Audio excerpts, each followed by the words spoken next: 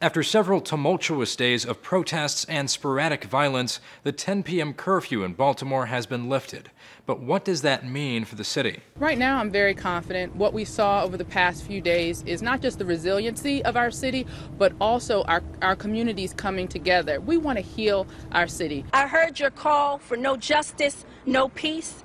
Your peace is sincerely needed as I work to deliver justice on behalf of this young man. The protests took a more celebratory tone after a state prosecutor announced charges for the 6 officers involved in Freddie Gray's arrest. But days later, the curfew remained in place, which drew a lot of criticism from activists. We are surrounded by people who are engaged in incredibly important conversations about how we're going to make our city better. Those conversations are being cut short because people are forced inside.